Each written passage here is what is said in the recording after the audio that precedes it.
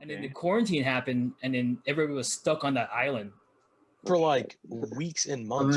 For like a month. Actually became tribal. They actually became Lord of the Flies. It was definitely some Lord of the Flies type shit. Yeah, it was from all what I heard. until they actually became tribal. Yeah, Piggy didn't make it. Okay. You get the actual tribal experience at this festival. Yeah. It's just not a branding thing. Like, it's like the only time it's okay for these Europeans to wear a headband. The tribes. All right, Tribe has spoken. Well, speaking of tribe, well, welcome EVT. Oh, thank you for having us. Thank you for agreeing to do this with me and having a sit down and here to talk about your guys' family. Would you guys like to go ahead and introduce yourselves? Sure. I'm Harman, Mangat, tribes member, tribesman. I am Mike Carbone, also tribesman. Mm-hmm. I am Devin Redmond, also tribesman. And I am Kevin Gadzicki, also tribesman / perhaps shaman. Yeah, in training, bro. He wears multiple hats right now. Wearing multiple hats right now. Yeah. Well, how many shamans are in this group? Is there like one self-proclaimed? I think just the one. Yeah. So you're like a shaman king? Just say I'm a shaman. Yeah, at least 2, probably 3. Johnny probably also one. Probably at least 6 years. Bro, we I'm all a might just be Jedi. How do I not make it? We all might just be a shamans, majority. I don't know. Yeah, I think we're all shaman. And the shamans of kings, eh? I'm glad I got this group out. So what does EVT stand for? Literally just Eternal Vibe Tribe is what it stands for. No, but I think more importantly, I think it's just a group of people that are on that collective of just spreading good vibes, just treating other people the way you want to be treated, and just enjoying life for what it is, and just being there for each other. You know, I think there's a lot of things EVT is, but family is probably the main thing it boils down to. Second that. Yeah, totally. It started off as just I believe where it first popped up is when at our first Electric Forest, we had to name our camping group. And there was a bunch of, not confusion, but we didn't have a definitive... TomorrowWorld. It was TomorrowWorld. So TomorrowWorld was where you guys named EVT? Pretty much, yes. It was year 2015. We had a Facebook group at the time just for people that were into like going to festivals and whatnot. So we added all of our Facebook buddies. Remember what it was called? At the time, Badass Festival Crew. Yeah, that was our OG name. That was the OG name. OG name. I like a good origin story. Continue. Yeah, yes. exactly. And then from there, at some point, I think it was summer of that year, I renamed it to Eternal Vibe Tribe. The time I was doing martial arts and stuff like that, so just that eternal piece just for some reason clicked. And then we did TomorrowWorld 2014, and then we did 2015. In 2015, we did it as Eternal Vibe Tribe. And that's when we got the friendship camping, and the year it flooded, but we still had a badass time because, again, we were with the tribe. Oh, that was so amazing. Yeah, that was the year I met all you guys, and I was thrown to your guys' camping group. Yeah. You guys are like right down the street from us. Yeah. I totally remember that. So that's really the origin of Eternal Vibe Tribe, and it gets how we all kind of get connected is, I think, is even a crazier story, which has like a lot of different things that had to have happened. But so me and Johnny were boys growing up. We kind of drifted apart, and then we got back together like in probably like 2010, like when festivals were trying to go on, or the EDM scene was popping a little bit more. And Jeff at the time met Kevin at North Coast. Kev, that's where you met, right? North Coast. Yeah. And then Jeff happened, which is in Chicago. Music festival in Chicago, right? And Jeff happened to work with Johnny at Lifetime, right? So that's how we got to connect with Jeff. So, and then Dada Life happened in February. Wait, talking about Lifetime, the TV? They were personal trainers. Yeah. Oh, okay. No, they were personal trainers at the gym. It would be fitting that they met at Lifetime. Or the TV network. Yeah, this sounds like a Lifetime story. Continue, it might be yes. a Lifetime story after this, honestly. Cue the music. Cue the music. So either way, that's how Jeff and Johnny knew each other. And then this concert came along in Milwaukee at the Rave called, Dada Life. They're performing there. So Johnny invites me, Jeff invites Kevin, I invite Mike invites Devin, and all of us, like, kind of for the most part, met each other the first time outside of me and Mike. And then Devin and Mike knew each other. So there's some, like, subgroups that knew each other, but collectively, we did know each other. Yeah, we did know each other, and that's kind of like where it all started. And from there, it was, hey, like, we're gonna go to TomorrowWorld. Who else is in? And it was just such an easy, like, transition of just merging all these little individual groups together. And I think that's really the origins of how it started, right? We didn't even know Kev and Anna were Kev and Anna until 2 events after that, I believe. Yeah, because I remember at least two times after seeing you, Kev, you were like, yeah, well, we met at Dada at Johnny's apartment. And we're like, nah, I don't think we did. And you're like, we did. And I'm like, were you the dude wearing the cuff? And you were like, yeah, I was the dude wearing the cuff. He was in a banana suit. Yeah. The walking banana. Yeah, I had a banana.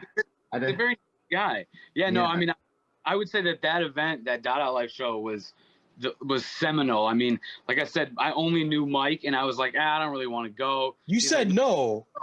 And so he said no? And like truly, like 80% of the people that are closest to me in my life, I met at that show that night. Like I met Kevin for the first time, Harman, DP, Johnny, all for the first time. Kelsey, who I then lived with, I like moved in with that summer, just like as on a whim that made sense and has worked out. So like that show was like the first time it felt like our sort of, I guess, the vibe, right, kind of all came together. And we didn't know yet. And, you know, I was friends with some people from Columbus who also knew Kevin and Anna. And so I had heard about them, but I didn't even know that they were there that night. Yeah. So it was really a really cool moment that I'll never forget. Like, I'll cherish that show forever because of how many people it introduced me to. So I think that's what solidified the bond. And, you know, we vibed very hard that night. So what was the So what was the event that you were going to choose instead of Dada Life that you would, instead of having this life-changing experience? I mean, it was kind of happenstance. I think it was the week before Mike and I saw Gorgon City on a Wednesday night at their first show in the States. Ever. And it was like a night where we didn't sleep, and so he's like, yo, let's do it again, because this show was like a Thursday night, I think, or it was like a weird, so I was like, I don't know if I have the energy to go, but he was right, and yeah, I'm glad I went. But it was another midweek. Milwaukee is where the Rave is, so it's not like it's next door for all of us, but I mean, it's like a 2-hour trip from Chicago. Milwaukee, straight like north of, that's in Wisconsin. There. And it's cool. The venue is actually called the Rave. It's like the venue. It's actually called the Eagles Club, but the other weekend version. The street name. Alter ego. The street name, right? Alias is the Rave. But it's cool because we all went up there, and I think that Jeff's place and Johnny's place was like up in Mundelein, which is not quite, but too far away. Yeah, it wasn't that far. From there, it was about an hour, so it made it doable for all of us. But yeah, that night brought a lot of connections together. As Dev mentioned, I was like fully decked out, all yellow, wearing a banana shirt with Dada Life all over it. And it's really funny because that was the same shirt that I was wearing when I met Jeff. And Jeff he reached out to me. He said, "Hey man, I really like your tank. I like the shirt you're wearing." I was like, "Okay, cool." And that kind of struck up the conversation. And then we exchanged numbers. That was in August. When Dada Life happened was in February. So how coincidental that I was wearing the same exact shirt to see the same exact group when I had met Jeff, that he actually brought me into to meet. And Jeff was not at that event. Was he at that event? He was. Mm-hmm. Yeah. Because Jeff's the one who organized. Jeff's the one who told that event to Johnny, because they worked at Lifetime, and Johnny was just getting into the rave scene. Johnny was just getting in the rave scene, and Jeff's like, "Hey, by the way, like, you're into EDM. Like, there's a show called Dada Life. Did you want to go?" And Johnny's like, "Yeah, for sure." That's when Johnny reaches out to me. I was like, yo, Dada Life, let's do this, Mike. Because you and I were living together, if I'm not mistaken, at the time. Yep. So I was like, yo, do you want to go to Dada Life with Johnny? Because that's the only reference I had. It was just Johnny, right? Not knowing that Jeff's going to be there and Jeff's going to invite Kevin and then you're going to invite Devin, and just like the culmination of the awesomeness that happened thereafter. So 2 spin-off questions to that, Harman. Was that when we first met Jeff and Katie? No. We met Jeff and Katie. So we went to TomorrowWorld 2014, right? That's right. That's right. Thereafter, Johnny introduced us to Jeff, and then we chilled in, like, we had, little mini rave parties in Johnny's basement that fall of 2014. Then February came along. That's where Dada Life is. So we already knew Jeff at the time. Sure. But we didn't know Jeff had just met Kevin at North Coast. Yeah, I'm saying were Jeff and Katie together then? I don't think so. I want to say they were, no, because I remember seeing them at Johnny's basement. Yeah, we were throwing like a little mini rave where Amit started DJing for the first time. Yep. We started spinning lights in the basement. Yes, yep. And then that inspired me to learn. Yeah. Because I saw Katie and she had candy on. I'm like, oh my God, you got candy on. And it was just like, so they go way one of us immediately. I realize. Okay. And Eric, for your knowledge, Jeff and Katie are now married with 2 kids. Oh wow, that's a and living in California.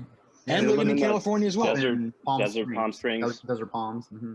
So is that like the manifest destiny for everyone coming over here? Damn, that's a horrible reference, but yeah. No, it was actually awesome just seeing Jeff and Katie this summer, because we actually went to Joshua Tree to hike out there, and we got to see all those guys, which was awesome. And Jeff shared the first picture of him meeting Kevin at North Coast. He's like, yo, this is the picture that kind of like started it all. I'm like, this is crazy just to have that picture where Kevin just comes up and says, yo, you want to, I just started talking, Kevin being Kevin, right? Just so super personable. And then he's like, let's just take a picture. And then, uniquely, Jeff kind of didn't fade out of the group, but they quickly moved, and then we became closer with Kevin and Anna. And so Jeff hasn't been out of the picture, but we hadn't seen him for a couple of years until we just saw him at Joshua Tree. But there was a stint there where we didn't see Jeff and Katie for a while, but we remained and stayed and got very close with Kevin and with Anna. And then our group just continued to like grow a little bit, but solidify, and we became even closer, especially the 4 of us here. Yeah. A ton. Yeah. Yeah, but that's a good thing about a family, right? You never really are out of the family, even with the time that has passed, Yeah. And especially with the festival scene, with all the memories you create together, that you're never really out. Once you meet up again, you guys pick things up like never happened. Like Exactly. he never moved. Yeah, totally. Yeah, and that's one thing I would say. I mean, I think it's the same for you guys in the ZipperSquad, right? I think what's like really rare and unique about a group like this is you can be so close with somebody, but not even know things like what they do for a living. But you know like what makes them happy or what they're passionate about, or what you see them when they're like alive, right? Like at events or when we're together with each other. And so it's just so interesting because it's like so countercultural in a way, right? Like most people lead with what they do for a living and yada, yada, yada. And we don't even really know that most of the time about a lot of the people. What their last name is. Yeah, and how many years you've been with the company. Yeah. What their real name is, because they were using their Rave name. Yeah. Right. Yeah. That wasn't something that we really did though. Yeah, so you guys talk about, so Dev brings up counterculture. Was the rave scene big in the Midwest? Because I know for me, I grew up listening to trance music, and I grew up in Central California. It's a conservative Republican area, which I don't think that's a bad thing, but sure, it brings a lot of different kind of music. Close-hearted this, for me, I listen to trance, and I remember buying CDs from BUI or something. Is like a CD store, a CD and tape store, and then DVD was added later on.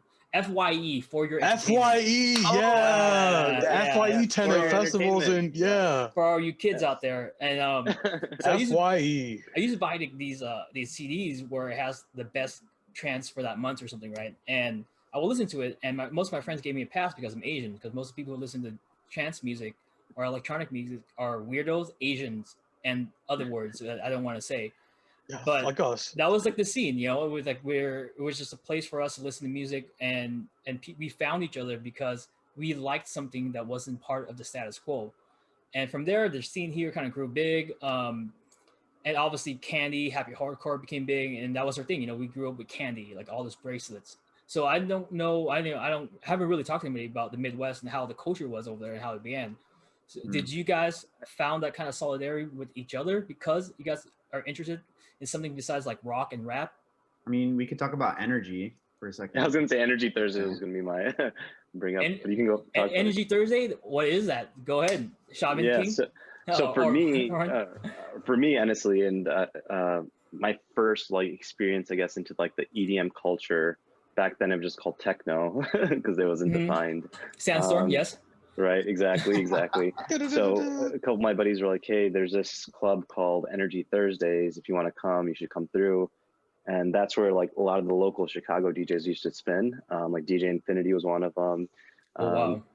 Yeah, so ultimately that was 2005 for me. And then I got to experience that. And then when I met Kevin, funny story, like Kevin's like, "Yo, I used to go to Energy Thursday too." I'm like, "What? No kidding." It was like such a small world. And the more people I talked to in Chicago, and I like asked them about like the origins of like their kind of rave experience, I'm finding a lot of them was Energy Thursdays, and people that like I met years or decades after I used to go to Energy Thursdays, but it seems like that was a starting point for a lot of us. I guess not the millennials, I guess, not Zen Z or X. And where did Harman and Kevin, you guys didn't grow up close to each other, right? Locationally, you guys were very far apart. Yeah. I think it was just a place to go to, and the just to get in, you only have to be 17 to get in, which is really cool. Yeah. Most clubs, you have to be 21, right? So for someone that's like 17 years old, you can kind of get that club experience, and this club had to be more of that rave type of atmosphere. That's where I learned about Plur. Obviously, that's where like DJ Tiesto talking about trance, Armin van Buuren, Lethal Industry, like that's kind of like literally, I started with trance as well because that was so prominent then, and those are the trance leaders are what created, I feel like, a huge part of the EDM culture, in addition to house and other subgenres as well. But for me, trance is also my starting point into the scene. Because Chicago is known for their house scene, right? Chicago house, and then there's like founders of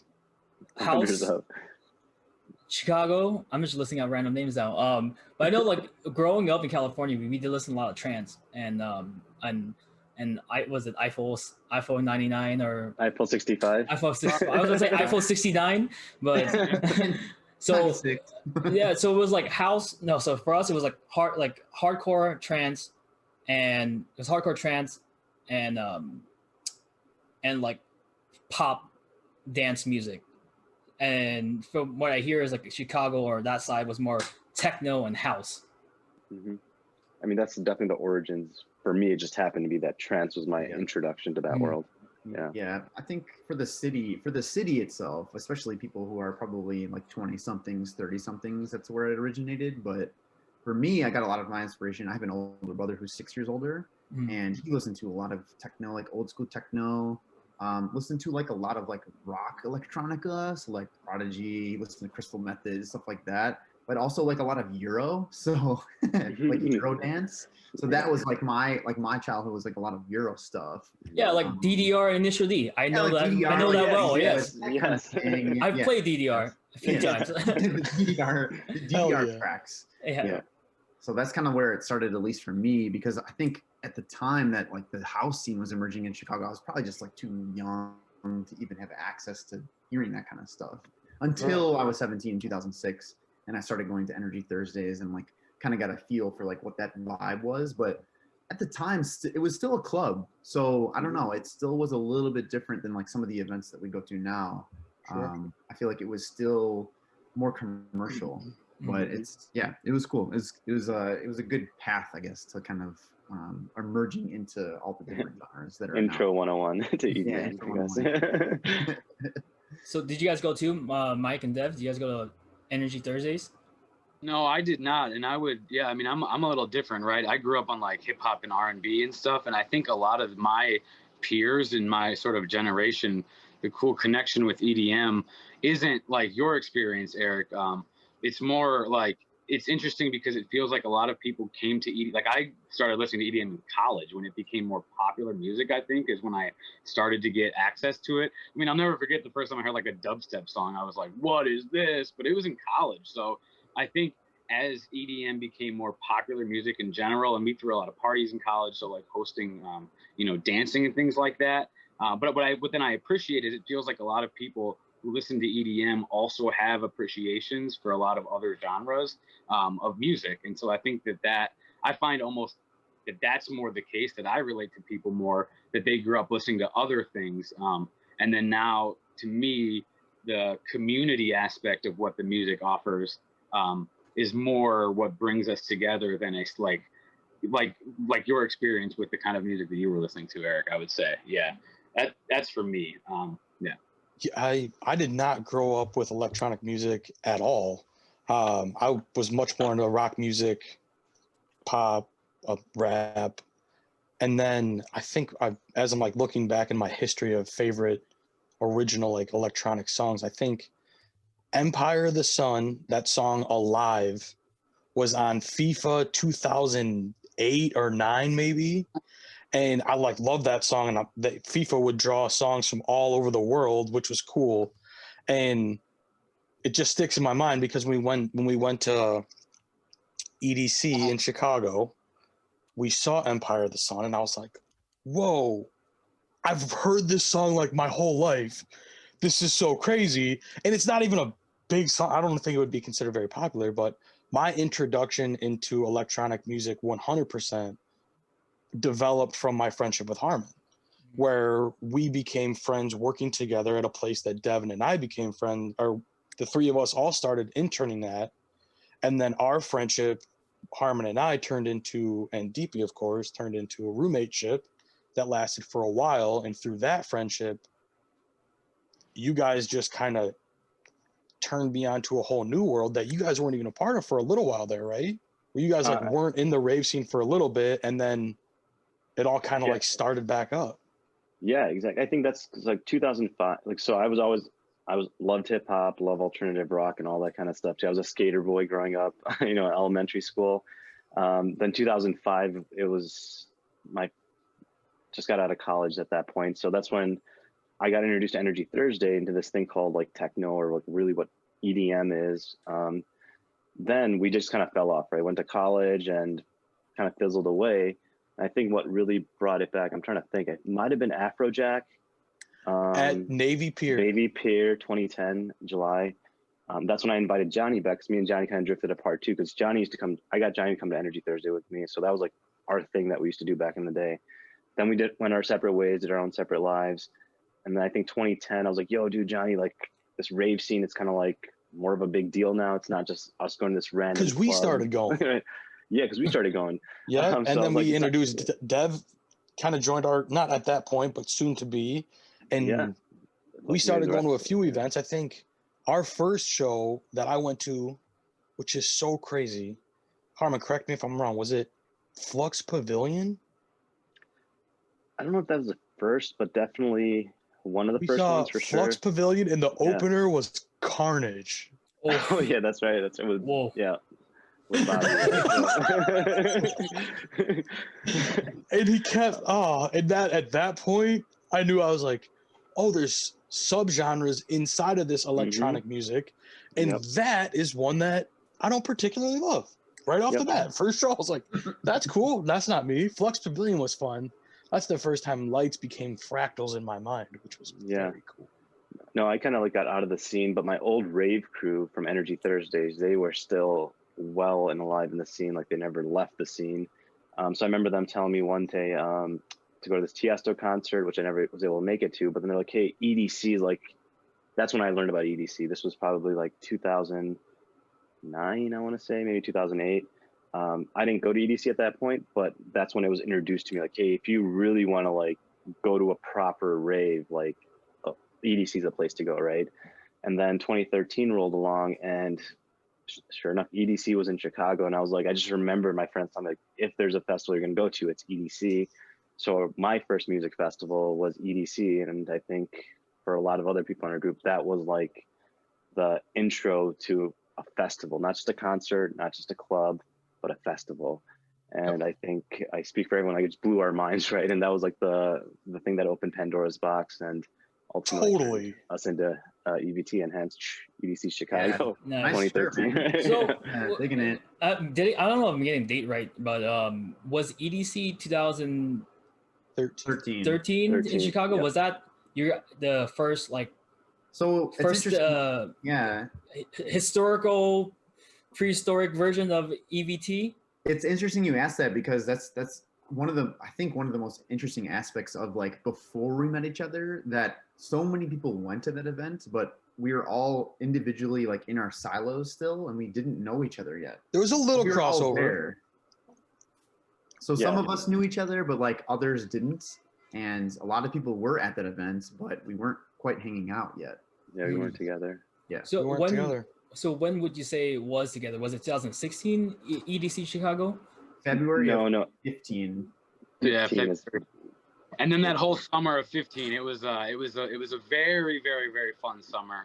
You know, we did a lot of shows. We were together quite a bit. And that really solidified it. We were all kind of in a one frame mind. I mean, looking back even now, it's just wild. So, but I mean, was those bonds and friendships were like, again, these are like my best friends in the world. And it's because like, you know, kind of what the group I think can offer to people, in the sense that like for me, I think when I realized that the group was like my tribe, is people think I'm really extroverted, but I'm not. I'm pretty introverted, and my friends can tell you I really need to recharge and stuff. But when I'm around this group, because I feel so like at home and at peace, like I'm able to just fully be like myself, which is a lot more like silly and kind of extroverted, honestly. And so I think for that, and there was another thing is I remember when I started like raving with these guys, and like Mike would be practicing his glow sticks, and Harman is like very, very good at this. And so it was really cool to like watch somebody dedicated to like learning a new craft that's like a flow art, right? Like you're not gonna like look good right away. So it takes like encouragement. And so watch him like practice and get better. And then I picked up like gloves, and it was the same thing. I'm like trying something brand new when I'm like 27 years old. Most people get like ridiculed and then stop. But this group is like encouraging me throughout. And so I think that's like a component of like what we try to do for each other that's beyond just like, you know, getting together. I think it's sort of like encouraging people to find stuff. And like now, I mean, I'm opening a lot of different topics we can get to, but you know, my big goal is to like do these like DJ events now where like multiple people in this group DJ and live stream, and none of them had been doing that before this group was formed. So like, if that doesn't speak to like the kind of encouragement to try things and like share, which I think again is like super rare in this world, and like the way people connect. So take all that, baby. I don't know where people want to take it. which one of those tangent trains? It seems like before you guys all got together in 2015, you guys were part of different communities and stuff. Mm-hmm. And I'm assuming that it's the relationships, the bonds, and the positivity and the encouragement from each other that have made you chose to be in or make this your primary community, your primary family, right? Totally. And that, like, where we were talking at EDC, we were siloed, and I remember being there like one day with Harman and his crew at the time, and linking up with Devin and with Hillary and the Stopas, and like that was two unrelated groups. And I think I even came with a different group. Kevin and Anna were there, and we just continued from there to kind of grow. You're like, hey, bye. Yeah, I found my friends. Yeah. Dev, do you remember that when we linked up? You were like, "Yo, come under chill the with daisy." me. Yeah, under the daisy. We were like we could not find each other, and this daisy's 500 feet tall. You know what I mean? That was like, that was our zipper. That was our zipper. Yeah. That was our zipper. Yeah. But it like moved, so it'd be Oh, because it was like. Always moving around, and like you'd be under it, but then it would be over here. And you're like, no, man, I'm under it. And texts weren't going through because we were at Chicagoland Speedway, which is a NASCAR track, and we were in the infield of that. Yeah, that shit was wild. There's so many people there too. So like service isn't working, phones aren't working right. All that. That was crazy. What's also crazy is the group that Kevin was with. When I went to my first camping festival, which was TomorrowWorld, I went with the people that he was with at EDC Chicago. And so that's when I was like, yo, who else do I not know who's from this group that I haven't met? And they were like, oh, Kevin and Anna, they go to shows like every weekend. Yeah, they're really fun. Love them. And, you know, here we are. So this was like 14? This was 13. 13. Yeah. It was also my music festival, EDC Chicago. So for a lot. Likewise. Wait, so EDC Chicago 2013 was your first first festival? First EDM festival? Same. Yeah. Same. So I think for like a lot of us in the group too, like even from that EDC Vegas documentary, like I think in the beginning, everyone's like EDC Chicago was first festival, and that's right, that was like everybody was like, that was kind of like the staple that started, and that's where inspired us to do TomorrowWorld 2014 the following year, because we see this video for TomorrowWorld, like, whoa, what is this? EDC was awesome, and got canceled the following year. So glad we all get to experience the one of one EDC Chicago's. Because it rained, right? And they lost money, right? The last Sunday, and Sunday was the last day, it drizzled a little bit, but it wasn't an end of the world. It wasn't like TomorrowWorld rain. It rained on Saturday though. Remember that? Mildly. It wasn't too bad. It was manageable. Like I think it was probably welcomed at the time. Like, I heard something about like dancing, overheating. It was the people in the neighborhood. It was the surrounding suburbs, because that first night they were bumping so fucking loud. Yeah. Like it was super loud. It went till 4. It went till 4 a.m. David Guetta played Work Hard. The pleasure of all of us. Yeah. They got so many calls from miles and miles away, because it's like flat out there. So I mean, people, so like they literally made it quieter for the rest of the weekend, and then there were just so many complaints that they decided not to bring it back, even though it made millions of dollars. It was profitable, but they just didn't do it. Yeah. So it was amazing that we had a chance to do it. You know. Shout out to my hometown for ruining something beautiful, Joliet, Illinois. Totally screwed up with all these garbage complaints. Brought in over $100 million to the community. Yeah, contract, and they canceled. Oh, the contract, because EDC 1997 was hosted in Tulare County, the Tulare County Fairgrounds, which is my hometown. I was still living under my Asian parents, so I could not go, and nor did I even know about it. So what was the experience like? So going from Trans Thursdays, Dada Life, these just one stage, one DJ, one headliner shows, to something so massive. Like what was it? Describe your experience. It was legend. For us, Anna and I were actually there by ourselves. We didn't even really have a crew at the point. She and I lived in Columbus, Ohio. This was before we moved back to Chicago. So we came there by ourselves, and I remember coming into work after that, like the next week, and just raving about it. I was telling everybody at my work how amazing it was. Like, I've never seen people come together like this. I've never seen camaraderie like this. I've never seen so many people kind of getting along and being in a crowd like this for such a long time over multiple days where everyone's getting along. There's no fighting, no drama, just only good vibes and good music. And it was such a positive experience that it was truly, for me, life-changing. After that, I was completely hooked. Like, I need to do more of this. I need to meet more people who are there. I could tell that we were kind of on the same wavelength. And kind of the inception of us hanging out with, I guess, our first group of friends who were kind of in the scene was I had painted my windshield in my car, EDC Chicago. So we drove from Columbus to Chicago, about a 6-hour drive. By the time we got back to Columbus, I think we were just driving down the street. I hadn't like cleared it off the windshield or anything like yet, because I was still like, hey, we went there. So someone actually walked up to the car and said, hey, I have the wristband. Did you guys go? And I said, yes. And that was Parker Brumfield, who is Margot's older brother.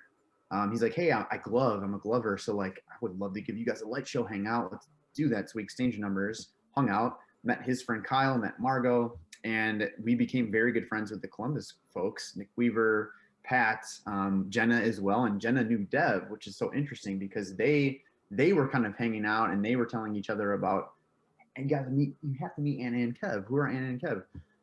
But by the time we went back to the Chicago, we didn't hang out with Devin or anyone yet, and we met through other means, which is crazy because we almost were destined to meet anyway, but we met through a different channel.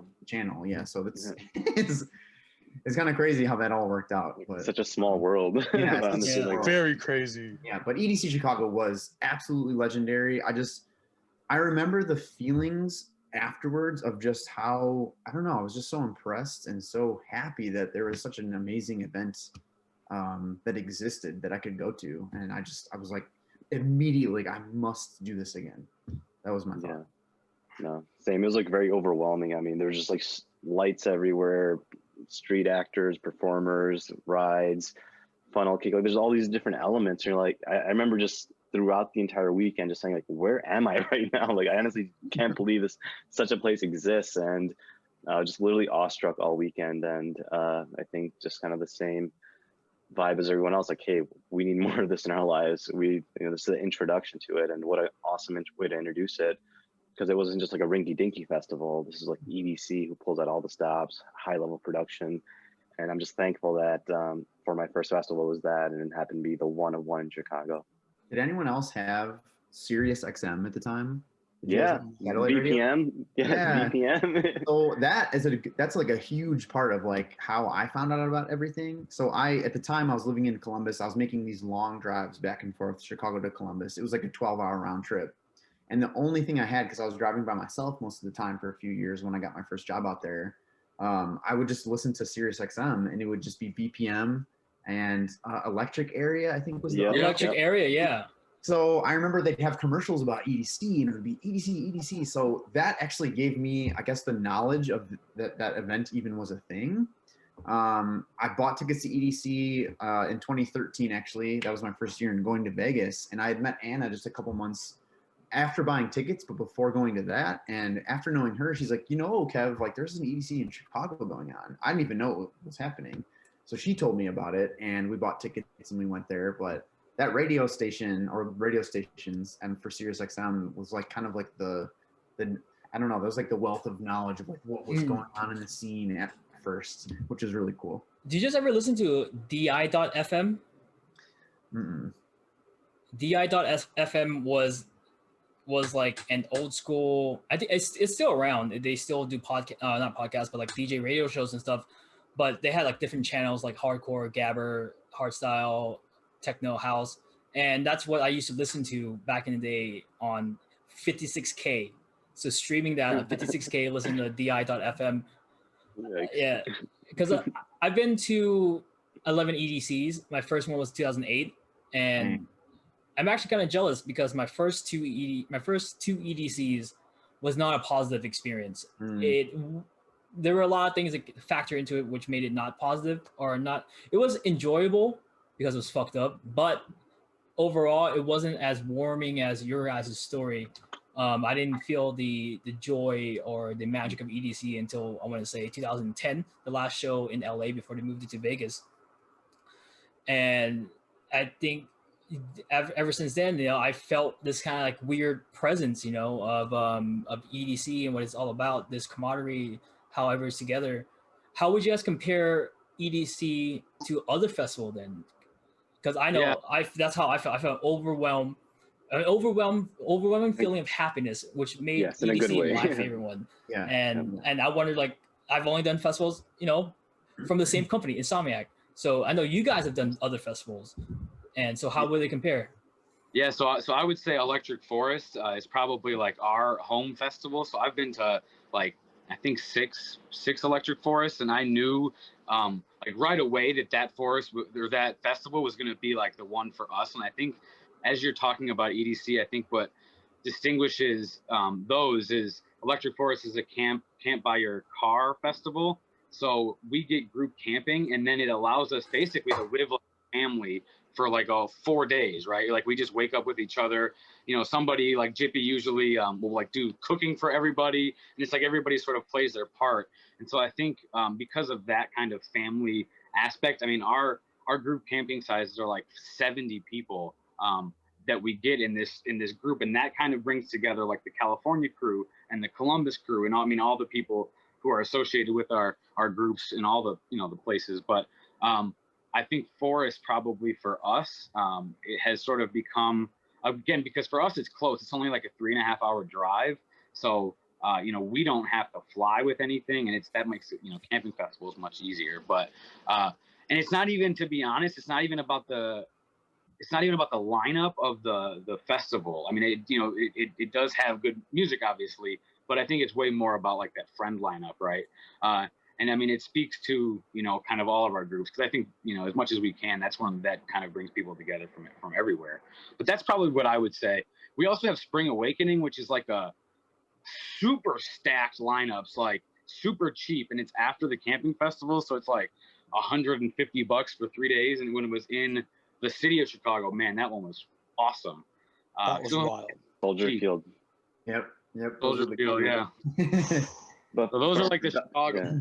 But there are other ones. I mean, we have like Lollapalooza, but again, the Spring Awakening is like less than half the price, with way more like EDM focus. So you guys also have the that techno one.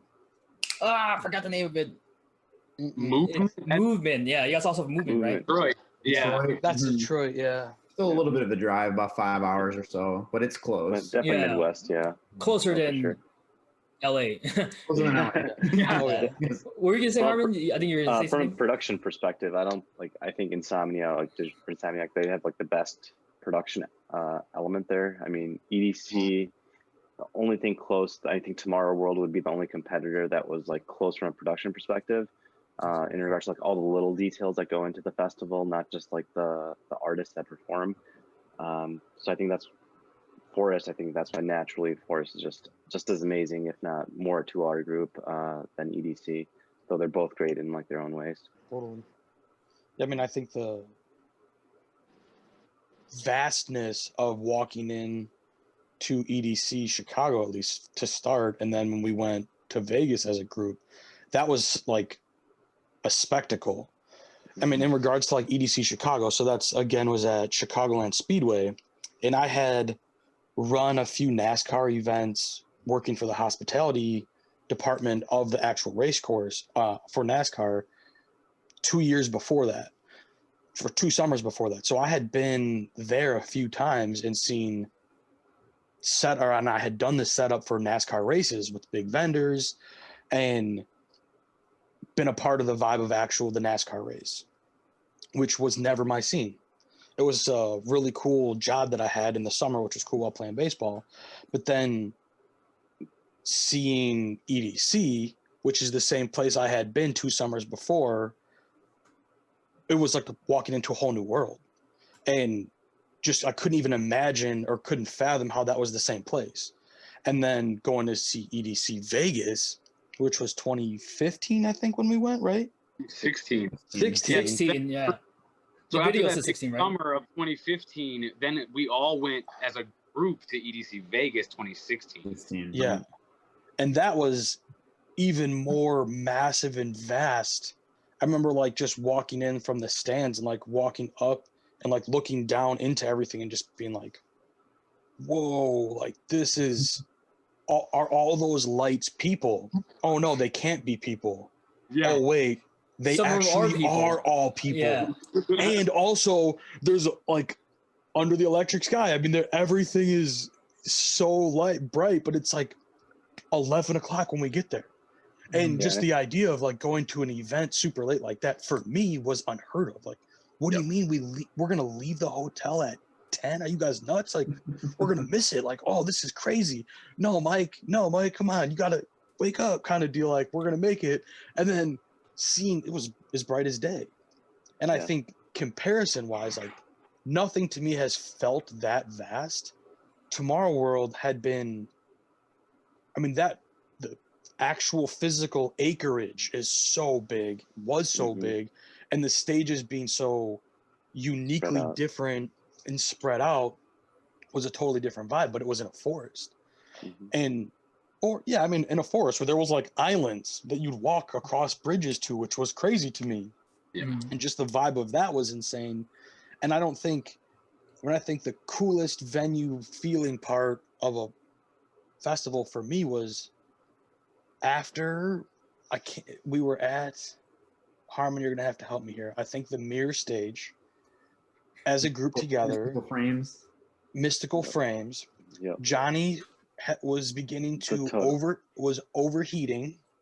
Oh no, yes. We'll talk about the totem at Grizz in a second. Yep, but what I'm talking about is Johnny starts overheating a little bit. So we decide, all right, we're gonna go and we're gonna leave. We're not gonna be around music right now. So we posted up like almost on the shore at night. Pond. Like the pond right there, yep. And we were all laying down on the ground. Everybody was laying down. We were just like chilling, like on our side, just like, hey, this is pretty cool. This is pretty cool. And then we all started spinning lights, and that was like what cemented my thought process or feeling of being totally comfortable with people that we were close with, but not super close with. But we had just driven literally 1,000 miles together with 4 days of camping stuff in one van. Which was insane. And then we started spinning. Everyone started spinning. We just kept handing glow sticks off. And like the connectivity of that is, I remember probably like 6 months later, my professional circle and old school like friends prior to this were not about this at all. So I didn't really post a whole lot of pictures or anything. But I remember like updating my Facebook profile picture, which was like a blurred image of me spinning lights at that exact place. And Nick Weaver reached out to me and was like, yo, dude, I saw this photo and I remember seeing you there. That was so cool. And I can't recall if we weren't close at that point, but that just kind of put things into perspective. Like, here's this dude that I met who lives in Columbus. That's far as hell. But we met at a place 1,000 miles away. And now we're talking about and reminiscing about an experience that we had together that to me was like profound. Like at that point, we were really in the scene, but we were really becoming more friends and becoming more close in family. And that was just such a cool pivotal moment. And then evolving that into a forest, like what you were talking about, Dev, 70 plus people. We had like the second or third biggest group camping at Forest, which was insane. Yeah, and I think this year we were pushing almost 100 before we got canceled. So we had a pretty deep crew this year as well. Yeah, our family only gets bigger every single year, it seems like. Yeah, how many people are in the EVT? Definitely. I mean, it depends on how. Like the Facebook group itself has over 100 in it, but I would say like more of the core foundational members, I'd say about 50. Yeah, the ones that are active anyways, right? Yeah, it's actually really interesting. I was reading this book, Sapiens, about like ancient communities and how they grew, and they determined that like groups can only sort of naturally get to a size of like 150, where you can maintain close personal relationships with everyone in the group. Once it goes beyond that, it's like really hard to do that. And so I've just found it very interesting that that's sort of like naturally where the cap number of our group has been, by no like intentional means or anything. But it's just really interesting because it does feel like I do know everyone, and I feel like I have like a visual relationship with all these people, even though, yeah, as Harman says, our like core group that's super active and hangs out all the time is a little smaller than that. I just found that pretty interesting, that it feels like it is not like too much or too many people, which I sort of have heard about some stuff in California that is what the ZipperSquad has felt like at times. So sort of interesting how that lines up. Oh yeah, I mean, once we start recording, I could air out some dirty laundry, but yeah. So that's that's a good enough amount of people, dude. 50 to 100, man. That's still a lot. I think in 2013 we took a group picture which was about 50 people, and I was like, fuck, there's a shit ton of people.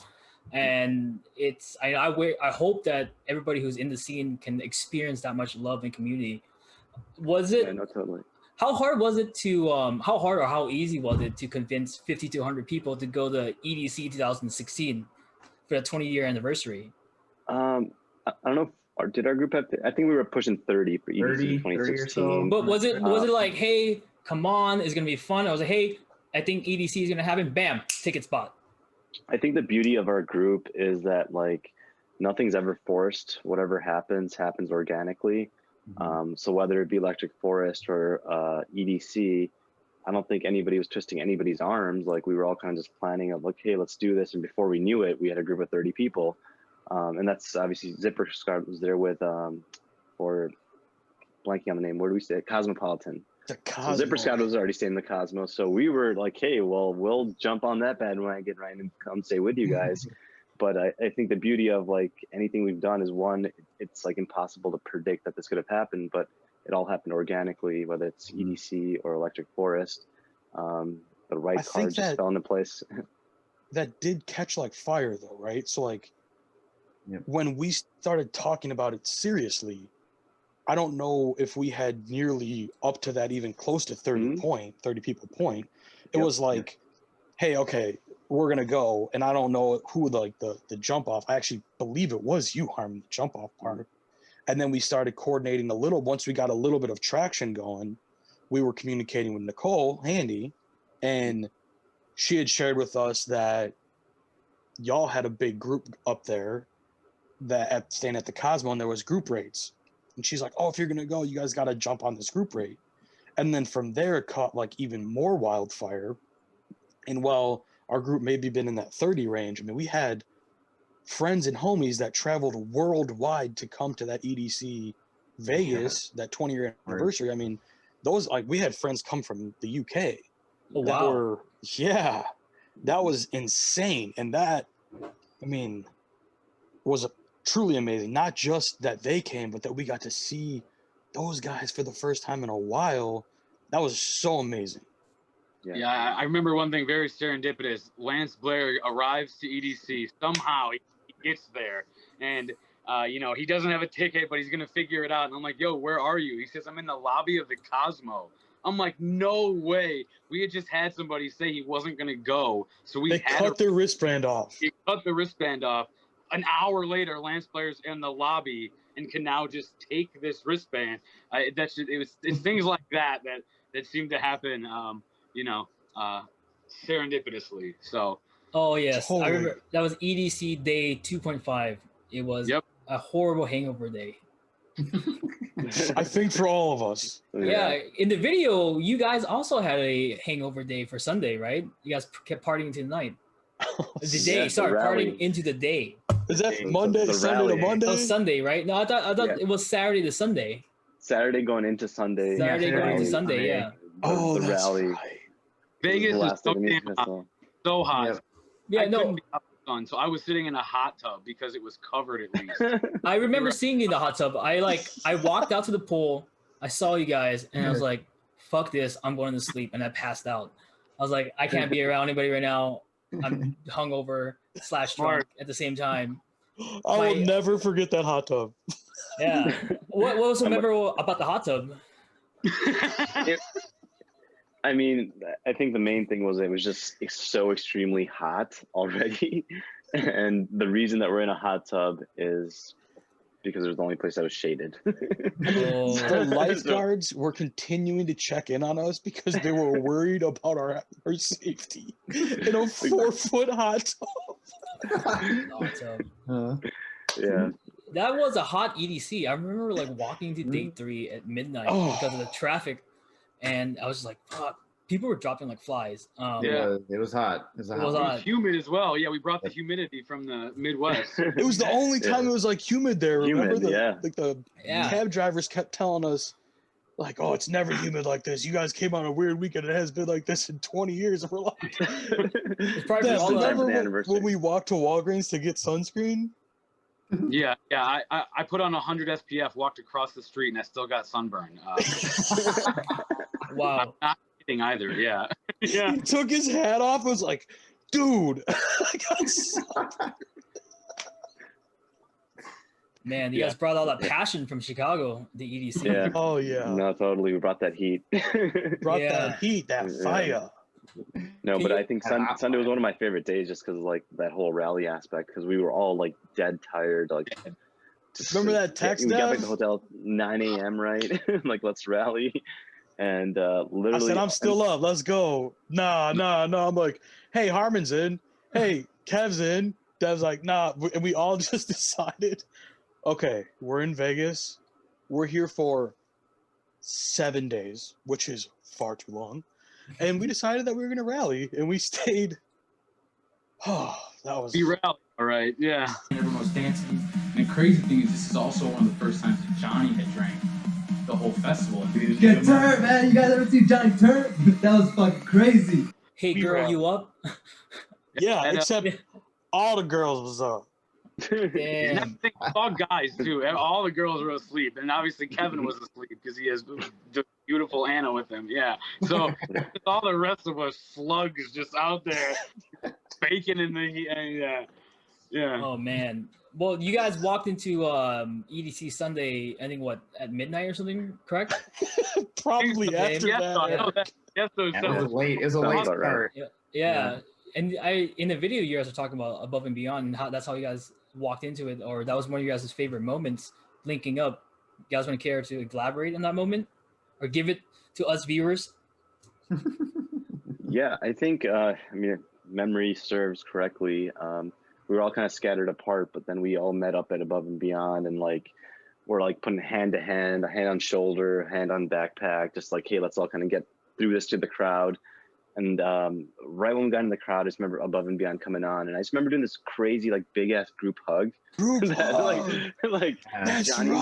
Johnny's like, come on, get in the hug, and Johnny's asking random strangers. Yeah, and everybody else. Yeah. He wanted a crowd hug. Wanted a crowd hug. But thankfully, we got at least the EVT hug out of it, and that was just such a memorable moment. Harman, experience. It was thousands. Thousands. Yeah. It was 1,000. Thousands. Yeah. Because we gotta tell that because Johnny says that I was EVT only trying to knock it out, but I'm looking at Johnny talking to people and I'm seeing their eyes and they do not want a crowd hug. So I'm it's hard for people oh no, and man, come hug us right now. This is Get over here. Life pre-COVID, bro. Yeah. People are still not about that crowd hug pre-COVID. Yeah. Definitely. It was a good time. It was a good trek. I think before, at least where we were, I think we were over probably by the Zipper, and we went with a pretty significant size group all the way from the Zipper through the whole crowd to Circuit Grounds, and it was a long trek. No, I remember that trek, dude. I remember that trek because I think we did that trek for Eric Prids, and then I remember I was like, hey man, the Red Bull's kicking in, I gotta go. Eric Prids is about to start. Meet me. My wings is here. Meet me meet me back right speaker E7 on the right side. Yeah. I'm next to the guy in the fucking penguin hat. Here's a picture. Yeah, right? And you look at the picture, you're wait for it to send. It's all blurry. Yeah. Yeah, and I'll never forget Nicole taking out her phone and going, I can't see what this says. Yeah, so all the instructions in the world might not help sometimes, So. Wherever you are, there you are. Yeah. And then the sun comes up and the music is still going. Mm-hmm. Which is so crazy. Was this your first time seeing Above and Beyond, or? No, we actually saw them at the Rave as well. Yeah. Years prior to that, and a few other places. Spring Awakening, I think we saw them. EDC Chicago was the first time. EDC Chicago, of course, right? That EDC Chicago may have been the first time I saw them, actually. Mm-hmm. In addition to other artists, because it was the first festival. But yeah, we've definitely seen them before, and just seeing them at EDC with our collective group was just something else. So. Yeah, that's one thing I love about EDC. I've seen any artist, especially an artist like Above and Beyond, where a lot of their music plays on your emotion, is the emergence and being surrounded of all your loved ones and that feeling of happiness. The EDC does a great job with all the productions, fireworks. Fireworks plus Sun and Moon is the greatest experience anybody can ever feel at EDC. As played out as that song is, I don't know anybody who would not want to hear that song underneath a bunch of fireworks. Yeah, I agree. 100%. Totally. Yep. It's just feelings of like euphoria and comfort, and yeah, it really hits Acceptance, your emotions. love, happiness. I Yeah. mean, we can go on and on. It really evokes, it evokes a lot of deep emotion there. Where I mean, it brings tears to your eyes because it's just so beautiful, and you're with so many people enjoying it at the same time as you, and everyone just wants to have a good time doing it. And it's just, it's a beautiful thing. Totally. It's unique how you position that, Eric, because I feel like sometimes you walk in or you hear, you go to a set or you see a show and it has like a stigma or something that sticks in your mind as like a color or like a feeling that like comes about from that memory. And I remember walking into one stage specific, and this will be a test for Harman and for Dev to see if we saw the same color. But it was Harman, DP, Devin, and I, and we went and saw Hardwell. And we had to be 1,000 yards from the stage. But alls I can remember in the set from, if memory serves me, wasn't amazing. But it was a specific color in my mind that I felt like was all I saw. Harman, do you remember this? It was red. Red, yeah, red. Yep. Very dark, very dark. Yeah, like it was demonic, like satanic almost. 2 days ago, I think it's the exact thing. Yeah, seeing the only time I didn't like Alesso when he had the red show, and then DP, bless her heart, gets like sick, and then and then Harman gets sick. It's just like we got to get the fuck out of here. Yeah, this is. Yep. But even though we were 1,000 yards from the stage, we were like 4 miles from getting out of that show. It's like walking out, I felt like we were like swimming through bodies, like dipping and ducking, and it was like 30 minutes later, and we weren't even close to being outside of people. When you think you're out, you're still not out. You're talking about the stages or the rave scene? The stages. Maybe both, but yeah, that's one thing that EDC Vegas does have is like those huge stages. It's almost like they have 3 main stages every year. Yep. Agreed. I think that's what makes EDC difference. It's just like it's so dense because it's just like this racetrack. So like everything's kind of like thrown right in there. Where like Forest or TomorrowWorld is spread out. There's just so much land. It's like every stage feels like its own little island. Where EDC you walk in, you're like, where do I start here and where do I go and how do I get from this place to another place? Because everything just like you see lights and that's about it, and sounds coming from every which direction. That's why people run into you sometimes. All those lights just blinding everyone. No, totally. And the water bottles, dude. Don't forget about the fucking water bottles, man. That people trip over. I hate them so much. Thousands. I've seen so many people roll their ankles on those water bottles. Yeah. It's that's the bros. It's a sea of litter. You gotta get through. No good. Yeah, man. That's why Forest was cool when they would play those songs at the end of the night, beginning of the morning. Prize clean up. Prize card. Yeah. Mm-hmm. Yeah, Forest is something else. Even though it's like the same company, same production, just something with the vibe of Forest is different from like any music festival I've been to, like it's like Ultra, EDC, TomorrowWorld, just like even though we went there as a family, I feel like every single person at Forest is your family because everyone's just like super gracious, everyone's looking out for each other. No one's like trying to pick fights or do any of that kind of stuff. And you bump into somebody at Electric Forest cutting through into the stage and they'll apologize to you. It was just such high level camaraderie, which we've always had as a group, but to have that extended to like every single person in the crowd, it was just like, wow, like you guys are all my family.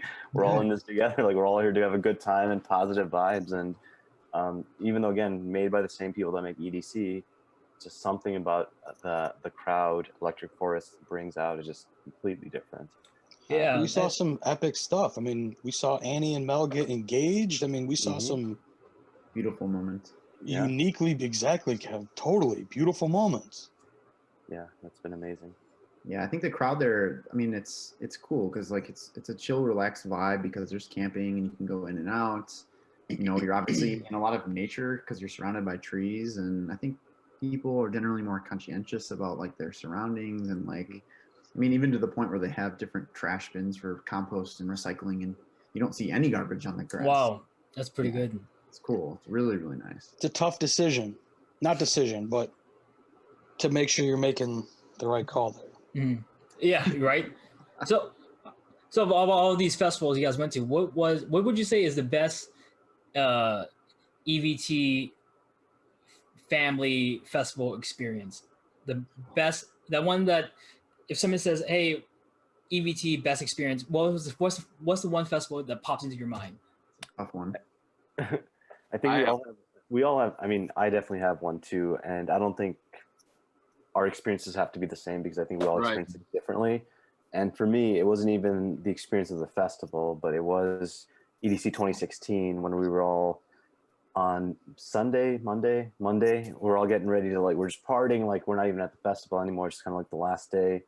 Most people were flying out on Tuesday, but Deep and I had to fly out on Monday, and Monday itself was phenomenal. We had such a great time. We were all drinking, like laughing, giggling, and like literally just rejoicing on like what an experience this last few days have been. But then we had to fly out, and to like book our flight to the next day, it was just going to be like this exorbitant price, which like he's like, this is not economical. There's no way like we should be paying this much just to rebook it. And I'm like, I agree. For two people, it just does not make economical sense. But everybody chipping in at that point saying, no, like we want you guys to be here, and we will all like chip in whatever we have to. You guys are rebooking that flight. There's no ifs, ands, or buts about it. To me, like that, like if there's a definition of what EVT boils down to, it's that camaraderie of, it's not just friends having a good time. It's friends like will spend money out of their own pockets to ensure that other friends are still there to continue that good time.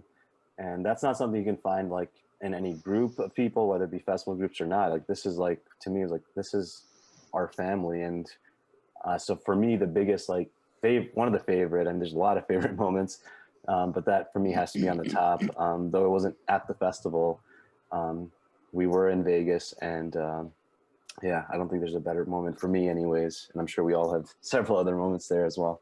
Sure, a gesture I would never forget. At that moment, I felt paralyzed with emotion while my vision began to blur. So I wanted to make this toast because life can always be good and it can always be bad, but it's always by your thought process at the end of the day.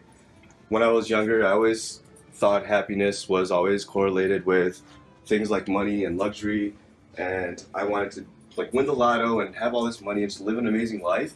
But the fact of the matter is, dude, I already won the lotto because I know all of you guys. Hell yeah. And that's EVT right there. I love you guys. Thanks for an amazing vacation. Let's do it. Hell yeah!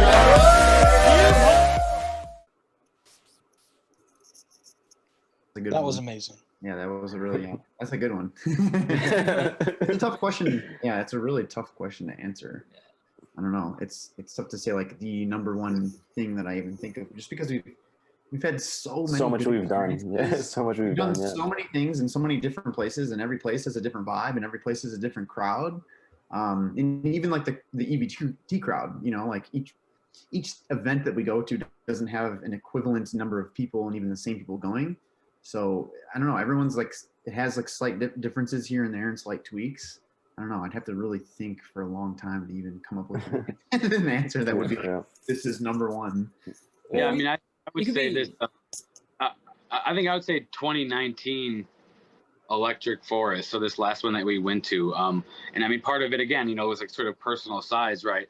I was so determined that Kevin and I were going to DJ, and we had to like in the last week, like get a new, like all new software and get like new laptops, new USBs, and then we had to get internet. I mean, like to go through all of that, but just to be able to like provide that, you know, atmosphere at our campsite. And I think also in this 2019, we had finally sort of figured out, you know, how you have like the Zipper at EDC. I think we found like spots that our group was like, okay, now we know if we don't know where people are at, we can come to these spots. So it felt more like, I don't know, putting like roots down sense. And again, you know, when you have 75 people, even the sort of exchange you get, I mean, all like just like the hugging of people is so nice.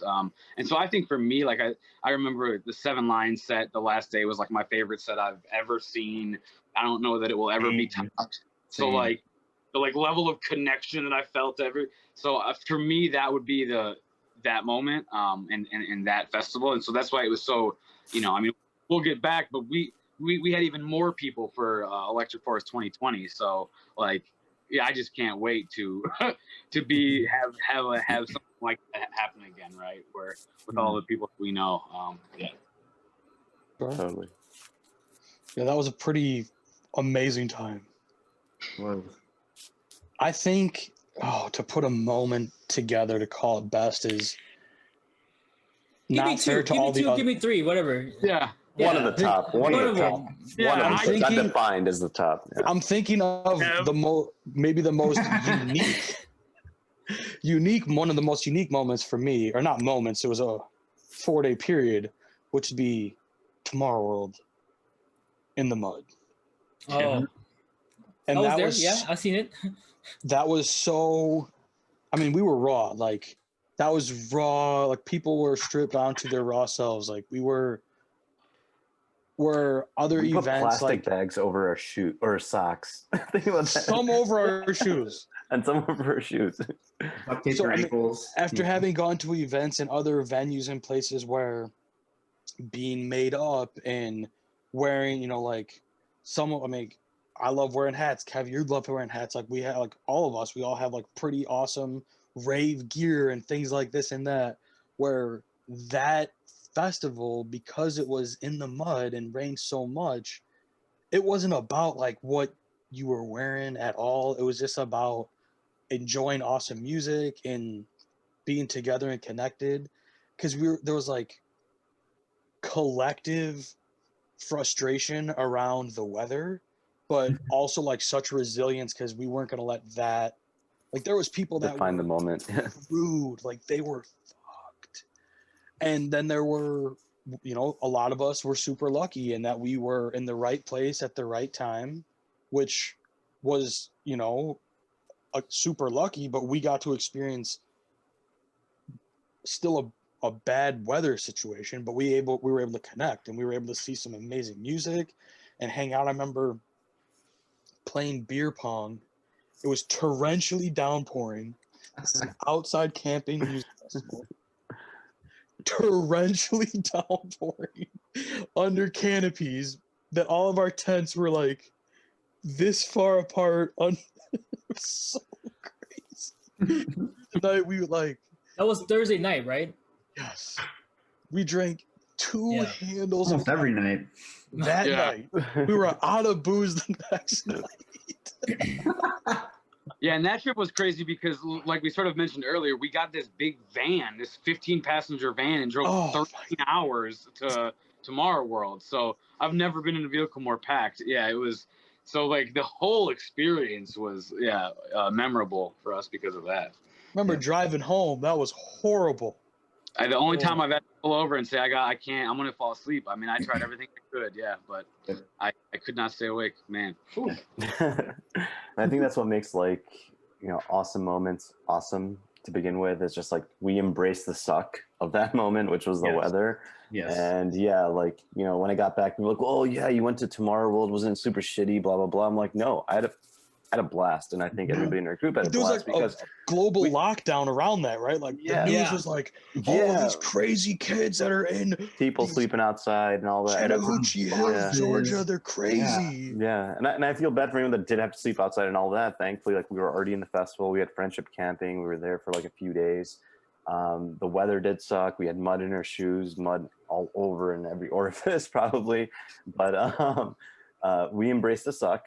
And we were gonna let that, define our weekend moment. We didn't let that define our misery. If anything, we let that define our happiness. And that's what I think also bonded the group a little bit tighter together, because we're like, dude, if we can go through this, like the shittiest weather ever, and still make a good time out of it, I don't think there's much you can throw our way where we won't smile and laugh at. So yeah. I think there's when the most people are together, I think that's where the best times I have are. And I think I can speak for just about everyone. Hopefully everyone agrees with that. I mean, it seemed to be very memorable, especially when things aren't quite ideal weather-wise. So like another example of that is, and this is probably one of the most pivotal moments I remember, is 2018 at Forest. when like this tornado. Tornado. We got kicked out of the festival. Yeah, They're like, kicked hey, out of the emergency, festival. go back to your cars. Everybody get out right now. Evac. So the entire festival evacuated. We had to go back to our campsite. The canopies came down to ground level, so everyone was huddling underneath the canopy. But it was still lit. I mean, people were still turning up, and we were having a great time. And I think we even made like the story, like the forest story for that day, because everyone's kind of screaming and yelling. We're like, underneath us. yeah. But smiles on our faces. You remember it hailed? Didn't it hail? Wow. Hailed. We had It was like 85 degrees, and then it hailed. Yeah, it was super hot before then. Yeah. Yep. It was pretty nuts. But But again, it was we made a cool good time because- out of it. Yeah, we made a good I time. need pictures of this. Like I have to post pictures of. We'll get some videos. We'll send you some videos. Just watch It was- you watch it was the cool. EVT Everyone was video, together, watch the too. forest one. It's in there. Yeah. Oh, there's a forest one. Yeah, Harman made it. Okay, I'll check it out. Yeah, check that. Oh, one out. bro, there's a couple amazing videos out there. You gotta check it out. Oh yeah. Yeah. Oh, I'm definitely gonna need you guys to send me pictures because I don't know where to look for on your guys' Facebook and stuff about some of the stuff. But yeah, dude, like that's great. Yeah, you're right. Like my first experience with you guys was at TomorrowWorld 2015, and I definitely felt that warm embrace. You know, like I didn't know you guys didn't know me. It was just like a Facebook image, and me just showing up with a fucking dinosaur tent because I was hella poor and had to buy whatever discounted tent I could at the time. It was a good time, you know. It was great getting to know you guys, and that was like the merging of your group and our group really becoming friends. Was I met a lot of people from ZipperSquad. Totally. I remember what was the game? Dev, we were playing some slap thing. Yeah. Rage Cage. Rage Cage. You guys ever played Rage Cage? Rage Cage. We never heard of Rage Cage. Rage Cage, Gaucho Ball.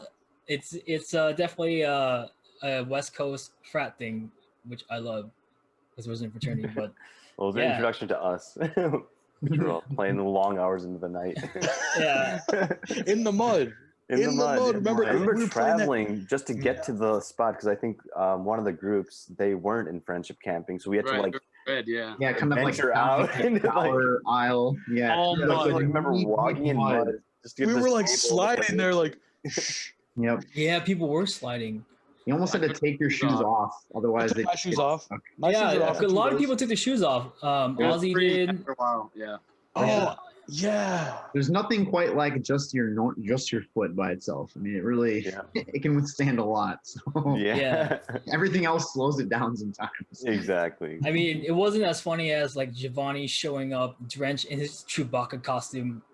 Oh. Do you guys remember that? I do not, but I can imagine it. So he came a day late on Friday, and the bus wouldn't bring him to the front gate, so he had to walk a mile and a half. And he didn't have a coat, so he wore his Chewbacca outfit, which is outside with fur, all the way to the gate, dragging along his luggage. And when he showed up, his luggage was destroyed. His Chewbacca costume had mud all over it and was drenched. Oh my god. And I was so drunk, I just started laughing, man. And I was like, this is hilarious. I think it's a common natural reaction to that. Yeah. Like, I feel so bad for you, but this is hilarious. There is but a you picture. bond over that. I mean, that's similar to, Kevin, in the most positive light. Mm-hmm. So, like, our campsite was split, like, our group camping was split between two at the time, I believe. Right, yeah. And Kev and Anna were with the Columbus crew. And they were at a different pitch level of the hill that we were on. And when we got back from, was it the gathering or was it the next day? But your guys' tent was like 2 feet of water.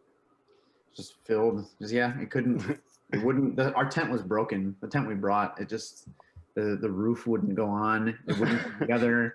One of the poles was going the wrong way. He was real happy. Yeah. But where I'm going with this isn't to say that did suck. Yeah. By happenstance, we brought an extra tent. Yeah. Because we had some people that were again coming in from that. Raju came. I mean, those guys came in from the UK too. Yeah. We had an extra tent. And thank goodness, it was multiple people gave super up the easy to stay in that for us, and that saved our lives because we would have been like this high underwater. Wow. Yeah. It was like the worst situation that could possibly happen in the weather. And then immediately was like, oh, hey, if we just relocate you sorry, Anna, sorry, Kev, we're going to steal you guys anyway. Come over here. Yeah. And we did. And we able to provide shelter. Yeah, I have a confession. We put the water in. Yeah. Dad, you said we would never It tell. was me. We were collecting buckets of water to bring Kevin and Ben back to our friendship camp. We actually did the rain dance. You're welcome. And we've had The them range ever has gone since. wrong. Yeah. I just found a hose lying around. I was like, you know what? It's not my turn.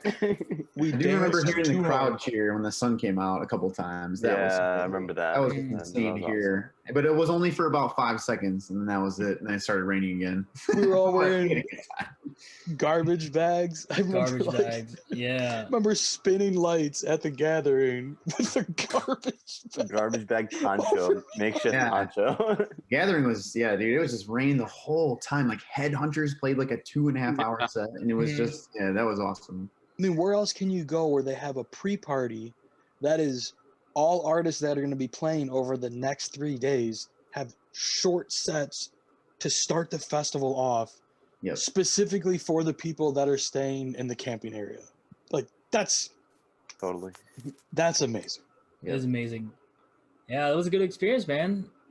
Yeah, I think one cool thing about like just our group, for I don't know how it happens, and like maybe just manifestation.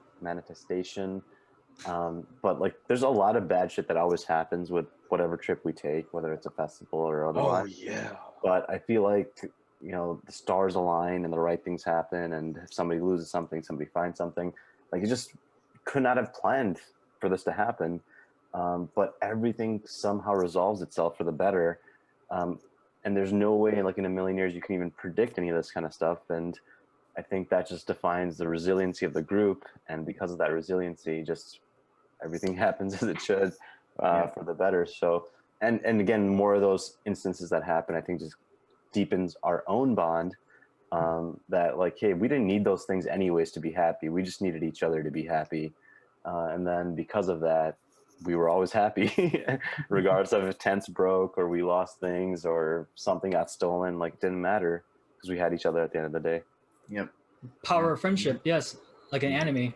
Yeah. Totally. Like power of friendship. Their support. Kind of like get us to kind of like, you know, hey, focus on like what's good. It's good. We're all there to pull each other out of bad mindsets, which is very beneficial. Obviously. Yeah. And it's crazy to see like the foreshadowing of like when something happens, it feels as if it is the biggest, craziest, best thing or worst thing at the time. Yep. But then when you look back, like Harman, when you were just saying that, like I could pick out like 6 different instances of what you were talking about. And at the time, each of those instances was not good.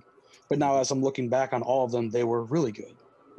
And a lot of things that, you know, like when we left TomorrowWorld after the first year, I believe, there was like one bad set. And then I remember Amit being like, yo, this dude's production was trash. And like on the way home and the 14-hour drive back home, he downloaded some free app on his phone and started mixing music. Virtual DJ. Virtual DJ. Or something to that effect. Yeah, it was a free app that he downloaded on his phone. And like, now here we are 8 years later.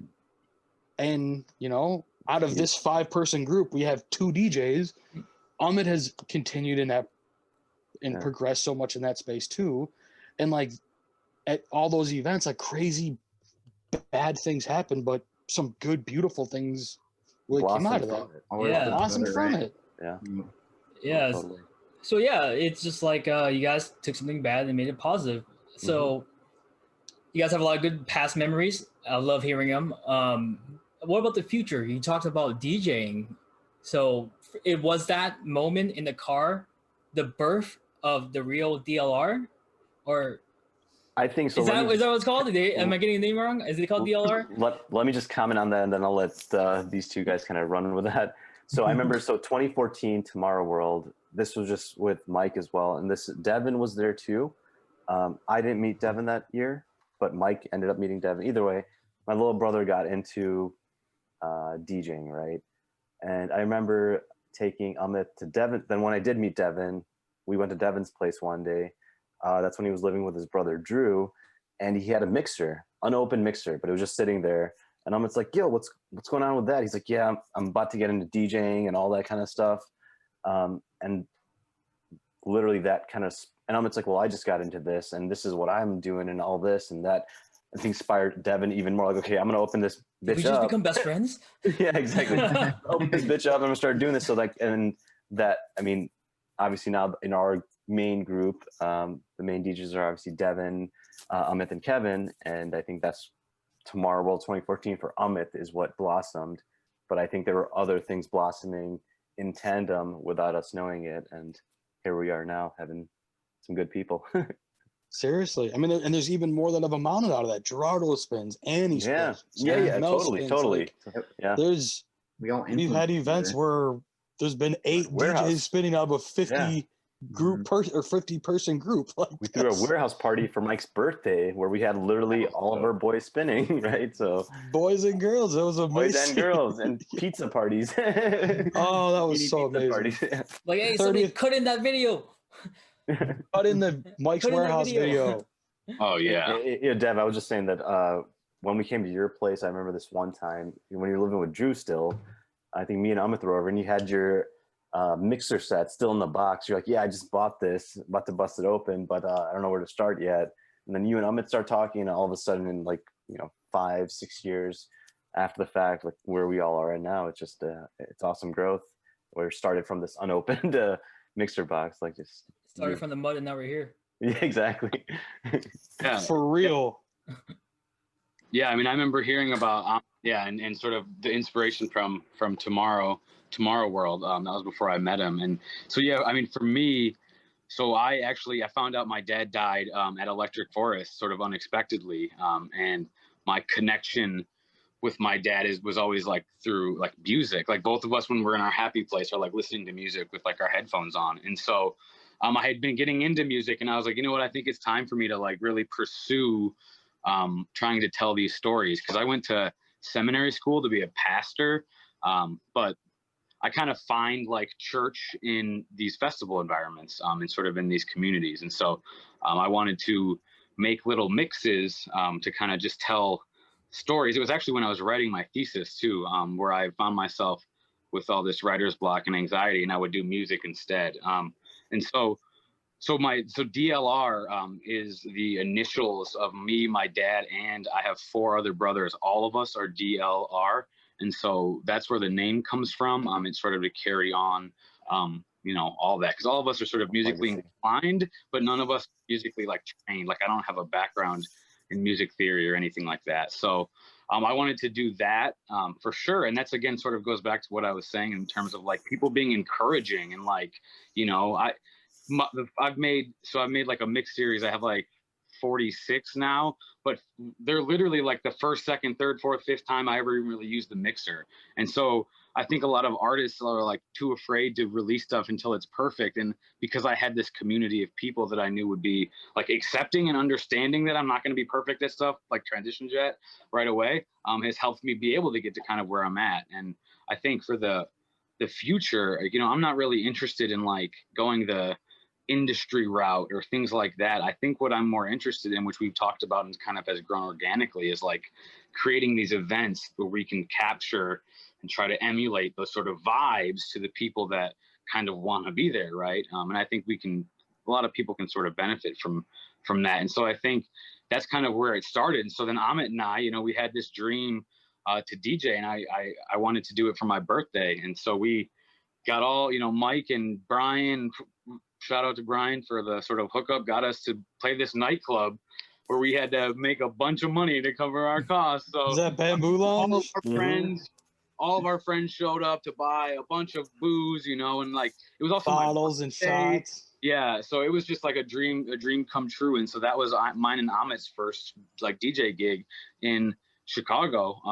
And so we've had a few more, and then Kevin and I, he can maybe talk about kind of what we're doing together. But now we do these like events where it can just be the people in the group, because and that's to me what matters, right? Like I feel successful because the people I care about like get enjoyment from what I do. I don't need to like make $1 million or whatever. So the way I see it is kind of the way we're going about it now, growing organically what we're doing.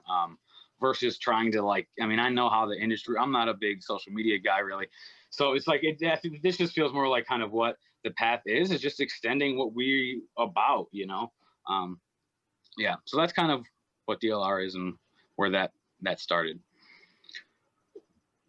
Kev, you want to talk about?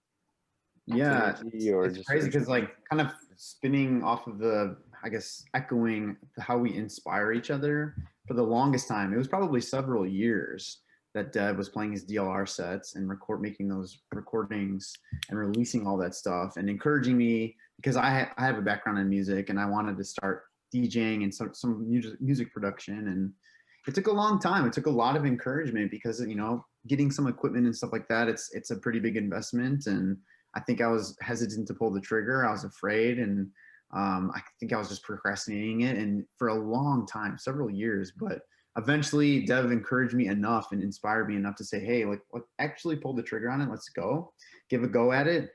So I did that. Couldn't have been happier. It was the right choice to make. Just started mixing and kind of playing around with things. And before long, Dev and I we were kind of teaching each other things that we were both learning and finding out and discovering organically. And, you know, if I figured out a kind of a neat trick, I'd show him and vice versa. And eventually we were like, you know, we really ought to play together because we draw inspiration from one another and we have this cosmic confidence about us where we can really do anything when we're together and we can accomplish anything. So we thought, why not put our musical creativity together and also just the energy that we have and come up with a dynamic duo when we actually play music and present it to people for their own enjoyment. So that's when Synergy was born. And we played a few sets. We played a few live sets for people, more than a handful of those. And those were always really, really fun times. And I know that we have many, many more things to play for people and a lot of kind of special things that eventually we'll want to release. But I think the inspiration to actually doing something is kind of a theme that all of us have inspired in one another. And that's a big thing that kind of ties everybody together. And music is kind of the overarching archetype that ties everyone together at its core. So kind of it's the driving force that, you know, we have with each other. The music really, I think that the music is kind of the engine, and I guess EVT is kind of like the fuel for the engine to kind of drive, or vice versa, however you want to look at it. It sounds like you guys are making the music for yourselves and for your circle, which is great because that's how good music is. That's how good music happen, you know. And we don't need another. I'm not gonna say any hot takes, dude. Fuck it. That's, you know, I'm not gonna say fucking random names, dude. I'm not trying to get flamed, but yeah, we weren't doing it for the gram. We weren't doing it for the likes. We were doing it for each other, right? And that's all that matters. Mm-hmm. Yeah, and you guys gonna be streaming on Twitch, or did I get their dates mixed up or something? Are you guys playing on Twitch anytime soon? We have a couple times. Yeah, so I don't know that we necessarily have our next date, but we have been doing it. Yeah, I think 3 or 4 times now throughout the pandemic. And so like learning all that stuff and doing that and like having our own little channel. I mean, it's all been like a learning experience, but yeah, you know, it's not the same, but it's still cool to kind of have community when, you know, even though we have to be apart. So yeah. And I foresee us doing something collectively with, I mean, like Eric, I mean, there's so many of the Zips and the California crews, because there's multiple of them, and our crew that are spinning music. Like, how great would it be to have an event where we have 6, 8, 10 hours of live streaming music? That would be amazing. Yeah, I know some of our members, they do their thing. I think 1 or 2 of them are doing an event on Sunday, which is streaming on Twitch. They've been putting a lot of elbow grease in Twitch, was good, because obviously you can't physically play anywhere. Twitch is nice. It does bring a community together where there is a lack of a physical space, which is great, and you have to utilize it, especially in today's world, you know. But with Synergy, you guys are producing your own stuff too, or just mixing? We've been playing around with some like kind of light production, but for the most part mixing. How would that work between the distance between you two right now? Is it hard to just send files over or mixes over? Yeah, I mean, we haven't really played too much because I only moved a month ago, so we haven't encountered those challenges quite yet. But even, I mean, being in Chicago with the pandemic going on, yeah, it's definitely tough. The distance doesn't help because anytime we'd be preparing for playing a set, I mean, we'd spill days of hours into it, hours and hours and hours and hours and hours, practicing, perfecting, and rehearsing to make sure that whatever sound that we came up with and whatever tracks we were playing and techniques to blend those tracks together and to mix those tracks was the best sounding thing that we could possibly come up with. You forgot to say choreographing. Yeah, had our little dances from here. We have dance routines, choreographed as well. Yeah, our final stage, if we can get to the point where we're making up dance for each song. But I mean, I think we're just gonna have to be more intentional about the time that we. It's like, hey, we'll find a weekend or a long weekend where we can be together and focus on that. And I think, again, as we inspire each other so much, I think we could still find that to be productive. But I mean, obviously, yeah, it's tougher than being as close as we were. So yeah, and I definitely love the genre you guys play in because whenever I listen to you guys mix, it starts off like slow progressive house or techno, and it just leads into something harder. And it's nice. You just get a widespread, a smorgasbord of electronic music, just music that all of us listen to or your friends listen to, which is great. It almost feels like a festival because, you're always seeing like 10, 15 minutes of a set, or because your friend's in the bathroom, you have to wait for them, so it's nice. It just feels like a little spec. Yeah. Oh yeah. Appreciate that. Yeah, we got tribesmen that do produce, like my little brother, like Amit, he's all about production, right? He does mix as well. His whole thing. Shout out his handle. What's his handle? Euphoric. It's U4IK.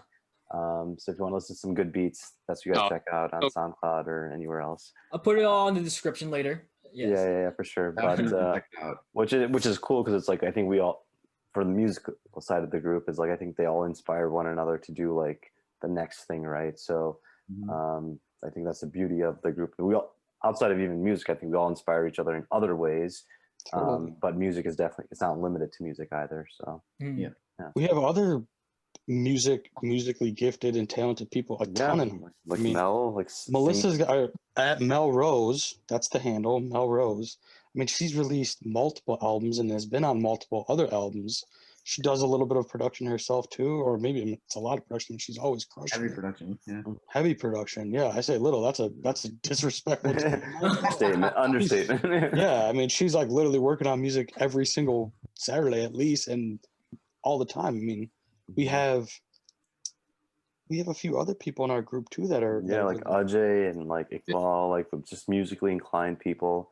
Like my buddy Iqbal, or Ajay rather, he was doing music his entire life, like plays 10 different instruments, does production, does like music for like commercials to TV shows and like in all different capacities. But it's cool that we all have the opportunity to inspire one another because a lot of people are probably in that stage of like, I want to do something in music, but I don't know where to start and I don't know where to find that inspiration. And we're very fortunate that for us, inspiration is just literally right next to each other. Makes me think of the inner worlds that we've done together and made music as like a jam sessions. Yeah. Sitting in our living room at Bensonville or wherever it might be with like playing little clicks and little castanets. Yeah, exactly. I said marionette. I know that's not marionette. Right. Yeah.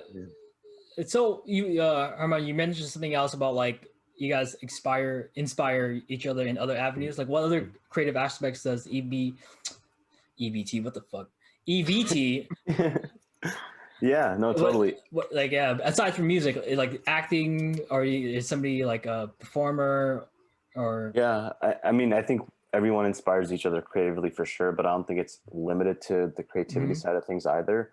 I think we just inspire each other just like on a personal level, like just behaviorally, right? Like Kevin inspires me in a lot of ways of just like being so personable and like so outgoing and so positive, right? Devin, for someone that's like, I want to just start doing this DJ thing, something I know nothing about, but I'm going to figure it along the way. Like that inspires me in a way like, you should be able to take chances and should be able to do something that you're passionate about, right? Mike's always just a very charming guy. That's just what Mike's known for. And like, he inspires me like, hey, maybe I can, in certain situations, also be charming. Either way, like, there's just a lot of little things, little details that we all have in our innate personalities that we just naturally express to the world. And by doing so, inspires others to maybe take a piece of that and apply it to their own lives. So I don't think it's limited to just the creative side of things. I think it's unlimited to everything that we are as people. Yeah, and you guys also inspire each other with love, like your baby, your newborn child. You know. Yeah. No. Absolutely. Yeah. Like I said, it's not limited in any capacity, and I still get shocked every single day on how I continually get inspired by the rest of the group, and I'm hoping that feeling's very mutual. Absolutely. It is. Supportive, inspiring. Yep. Yeah, I mean, I definitely feel it. I don't know what's gonna happen when I turn off the cameras, but yeah, I mean, I feel it. I feel the love. Feel the energy, That's right? when we bring the hate. Yeah. That's what Well, hey, we gotta balance it out, right? So, Yeah. So, you sorry. hosted Mike at your house, and we were in San Francisco, so we go way back too. There was our one evening. That was so crazy. Yeah, that's crazy. What happened? At your house after, I think we were out at some like Dave and Buster's type bar. Yeah, you guys just came in, and then I was like, came out and hang out with you guys. No, you guys were at that one place. It's 2 stories that has a bar, Golden Gate Tap Room. We would have no idea the name, bro. Golden Gate Tap Room. I met up with you guys after my shift at Abercrombie, and that is right. Yeah. Yes, slept And in my we work house. at Abercrombie too. Yeah, we did sleep at your... We spent the night in your house, in your apartment, on the floor, and then I got don't up think it early. was your apartment. You had a room there. Yeah. No, yeah, no. I think it was my apartment. Yeah. It's funny that you're just learning about this right now, but that's No, I remember hanging out with you guys because we were trying to play that game of pool so bad, but those Asian people were just all over it, man. I can say it. There's I was like, fuck, dude. I was like, hey, man, you guys need to get the fuck off the table because it's me, you, Mike, Nicole, and Eric Escobar. Was he there? He might have been. There was like one more person. Maybe it was Brian, but we were just there. And I remember drinking, and yeah, I mean, actually, I remember hanging out with you guys, but I don't remember like staying at my house because I feel like that probably wasn't such a big deal to me because you guys were good friends, and I was like, hey, it's. Come sleep in my place. It's whatever. Yeah. I just couldn't like watch porn or something. That was the only constriction that I had. The only setback. But I sacrificed at night porn. Whatever. Sacrifices we make for friendship. Yeah, I'll let my dick rest. Whatever. Yeah. Oh, totally. But yeah, it was great, man, to hear something like that. So. What advice would you give to some people who want to find this type of connection with people? Like you guys have these straight, strong bonds. Like how somebody who's like kind of timid or not as social, what advice would you give them to create these bonds with other people? I mean, the one thing I would say is to trust your instinct, and like I think people try to like force things to be good or whatever. And it's like with these group of people, like it just felt natural, like right away. And so it's like, I guess the sort of advice I would say is like, you're around people that don't make you better or feel better, like find new people and like keep looking until you find people that like light you up because they're out there. And so I think that's kind of what I would say is like, we're a great group for a lot of people, but there are other groups that are better for other people. You know what I mean? Like, I think they're out there, and I think, especially like in the social media age, I think it's a little bit hopefully easier to find some of that, but like stop wasting time with people who are not worth your time, Yeah, totally. Yeah. You can definitely can't force it definitely. either. Yeah. Mhm. I was gonna say you just can't force it for sure. I think there's too many people that are in groups and they're in those groups just to like, I guess, impress the rest of the group, and it's just like very like unauthentic and they're more or less like miserable. Like find people that like you for who you are and aren't asking you to like wear some sort of mask or persona, and you're just genuine with yourself. And when you find that group that appreciates you for you, then that is your group. Anything else where you have to like play this sort of character or have your identity be changed just to fit in just does not make sense. And I don't think it's sustainable, and it can be sustainable. You just won't be happy. So that's your choice, right? If you want to be sustainable and happy, you got to find that group that appreciates you for who you are. Yep. Yeah, I think my advice would be just to try new things. And I think this society we live in, for better or for worse, I think a lot of people fall into only staying friends with people who they either went to school with or the people that they work with. And there's not anything else outside of that. So I think finding a common interest. So the thing that brought all of us together was music.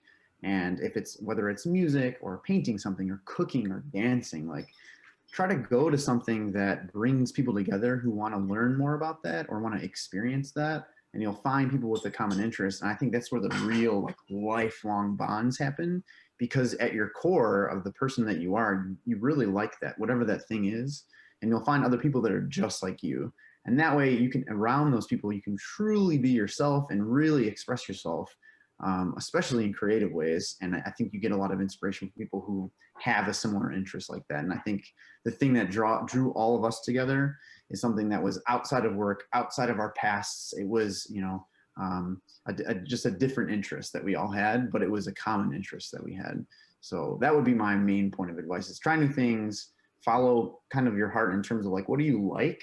And try to do more of that, and go out and try to meet some people who do the same thing or like the same thing as that you do. Totally do.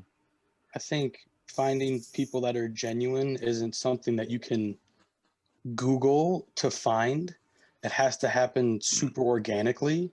And I think like my biggest takeaway or advice, and I mean, first and foremost, I know I just feel truly blessed to have this group of people, but a big piece for me is like, you don't necessarily have to know who you are for people to see who you are, if they're, the right people for you, right? Like, you don't have to have your life planned out. You don't have to have the right game plan. You don't have to have the right roadmap even put together to find people along your journey that are going to be with you from the time you meet them until the end of that journey. And that's not something you can script or put together or even dream and wish for. I mean, you could wish for that, but at no point in my 25 years of life before I was lucky enough to meet Harman and Dev, was I like, all right, I need to find a Harman and I need to find a Devin. I had no idea what I was looking for in life. And at that point, I was very much so a lost soul. But along the way, we find individuals that we know are going to be with us. Like, there's people that are in your life for a time, for a long time, or forever, right? Like, there's infinite people you meet in your life. And when you do, you got to latch onto them and be like, all right, we're in this one together. Like, if we could find others along the way, let's keep that going. But you don't have to have the game plan scripted out first. That's not how it works. Yeah, that's good advice. Yeah, be yourself, and then it will happen naturally. Yep. Yeah. And just find, if people inspire good feelings too, like if there's good energies and you can tell that you can have a good time and just kick it with people, kind of seek the people who really make you happy and comfortable, because this group they do nothing but make me happier and do nothing but make me feel very comfortable. So I'm forever grateful for that. And I want more of that throughout my entire life. And I know that will happen. Yeah. But it's only a good thing. I mean, just, kind of seek the good vibes. And I think people are just naturally drawn to connection and drawn to good energy. So as long as you keep following that, I think there's a lot of, knowing how many amazing people are in EVT gives me a lot of confidence that there are just so many good, awesome people out there. So the sky's the limit. I mean, I look forward to meeting many more people who are equally awesome. The universe provides. Yeah. Yeah. That's some good sound advice. Yeah. Well, we're about to hit the 2-hour mark, so I don't want to take any more of you guys' time away, because I know this I can be quite long and greedy with your guys' time. I know you guys have other things to do. You guys, any last words? Any last plug before I cut this off? I love you guys. Yeah. That's it. Eric, I'd like to just take a quick second to say thanks for letting us be on your channel. And I know maybe before we were on record or not, you shared some info with us. So I just want to say appreciate your time.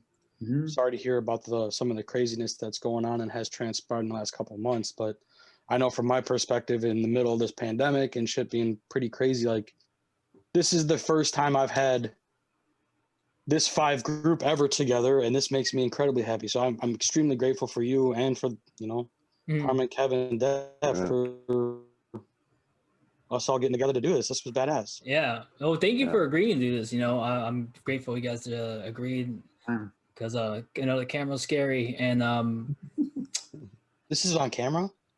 Wait, we're being recorded? Oh shoot! No, we were not. No, we're just conversating. What is this light?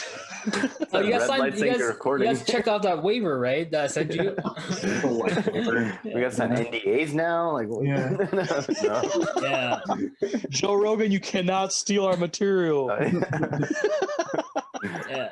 No, but seriously, Eric, thanks so much for like setting it up. Honestly, just like a lot of the stuff that like we've all shared, like we knew, but just sometimes it's nice to like verbally say it out loud. It kind of reinforces the stuff that we already knew, right? And just get to like, I felt like I've lived many of our memories just by having this conversation today that I probably otherwise would not have thought about. So thank you for setting it up, because it allowed me anyways to relive a lot of those old moments and the importance of our group and the importance of our tribe. Yeah, what did Lance said. It was great to immortalize these memories so other people can experience them too, who might need a little boost during the hard times. Yeah. Just takes a couple words just to recollect something. So yeah, good stuff. Yeah. Cool. Totally. Cool. All right. Cool. Well, thank you so much. I'm gonna say goodbye, and I'm sure I'll talk to all you guys again later. Yeah. Yeah, and please send me pictures of whatever you guys got. I'll try to take as much as I can off of like your YouTube and stuff. I'm a little scared though because you have music in there. I'm like, oh, I don't know. I don't want the copyright, YouTube copyright to come after me. But since it's not for money, I don't think they will. Yeah. Yeah. Because mine's channel's not for money, but I have all those tracks on there, so and most of the people are cool. Because I think they make money every time like our videos are played. So. Oh, really? Nice. Yeah. So it's a win-win. If not, we'll just shoot them a text and let them know. Yeah. Exactly. All right. Send me pictures. We will do. All right, homie. Thanks so much. Bye, Thanks so much, guys. Eric. Love you guys. Love you guys. Take care. Talk to you soon.